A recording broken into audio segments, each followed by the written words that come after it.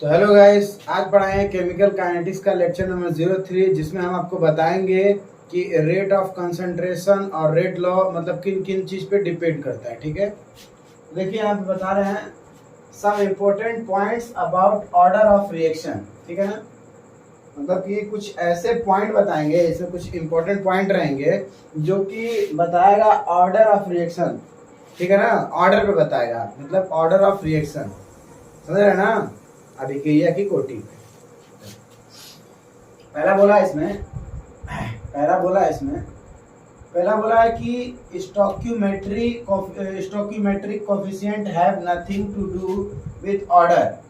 मतलब कि जो स्टोइकियोमेट्रिक कोफिशिएंट होता है वो जो होता है ऑर्डर, मतलब ऑर्डर जो होता है, जैसे रेट लॉ जो होता है ना, हमारा क्या होता है रेट लॉ जो होता है, ठीक है ना, रेट लॉ के हिसाब से होता है ना ये। तो जो हमारा होता है ऑर्डर ऑफ, मतलब कि ऑर्डर ऑफ रिएक्शन होता है, उस पर डिपेंड नहीं करता है। जैसे कि रेट लॉ होता है ना भाई, देखो रेट ऑफ रिएक्शन इसका होना चाहिए, स्टोइकियोमेट्रिक कोफिशिएंट कितना है, 2 है। तो यहाँ पे रेट ऑफ रिएक्शन कितना होगा, N2O5 टू द पावर 1। ये सब जो होता है एक्सपेरिमेंटल है, इसको क्या है, एक्सपेरिमेंट किया गया है। ठीक है, मतलब कि ये जो आप बता रहे हैं ऑर्डर ऑफ जो रिएक्शन है, ऑर्डर ऑफ रिएक्शन है जो कि रेट ऑफ रिएक्शन है। ठीक है ना, जो रेट ऑफ रिएक्शन है वो 2 टाइम्स ऑफ N2O5 और प्रोडक्ट 4 टाइम्स ऑफ NO2 और प्लस O2। ठीक है ना, ये प्रोडक्ट बना और ये रिएक्टेंट है।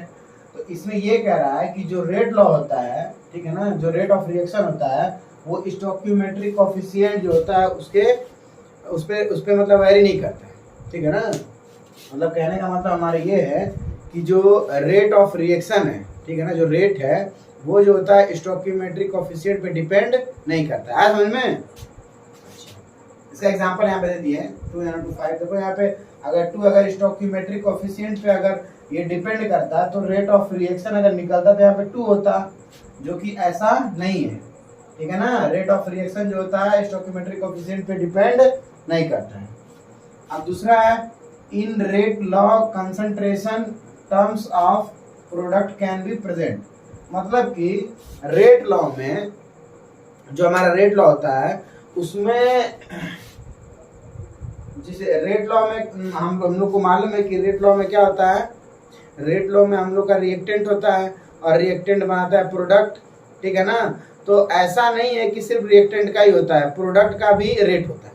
तो इसमें यही बताया है कि in rate law concentration terms of product can be present. तो इसमें देखिए जैसे ये है ओजोन से बना रहा है, क्या बना रहा है, प्रोडक्ट बना रहा है, कितना 3O2 बना रहा है।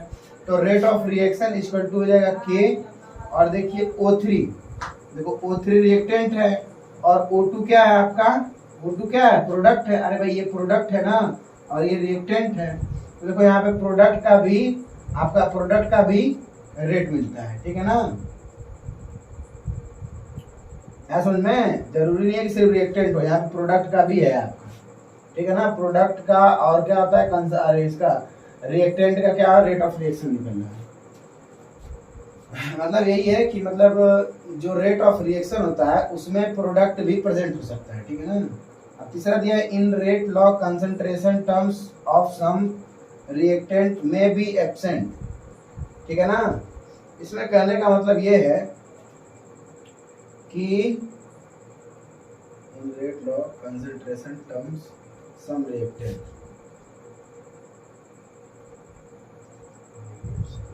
हाँ देखो कभी भी हम अगर कोई रिएक्शन करते हैं तो उस रिएक्टेंट में जैसे कि मान लीजिए एक कार्बन है ना, CO है ना, कार्बन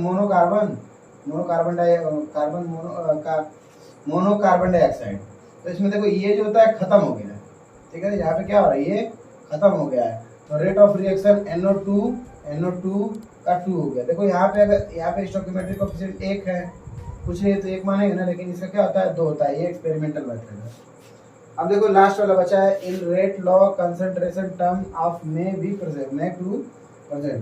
मतलब रेट लॉ में मतलब किसी भी टर्म की कंसंट्रेशन में भी प्रेजेंट, मतलब रेट लॉ अगर हम लोग निकालेंगे तो किसी भी टर्म्स की कंसंट्रेशन निकल सकती है। मतलब रेट जो होता है किसी मतलब कोई रिएक्टेंट है, ठीक, उसकी कंसंट्रेशन का रेट हम निकाल सकते हैं, चाहे वो कोई भी रिएक्शन हो, ठीक है ना।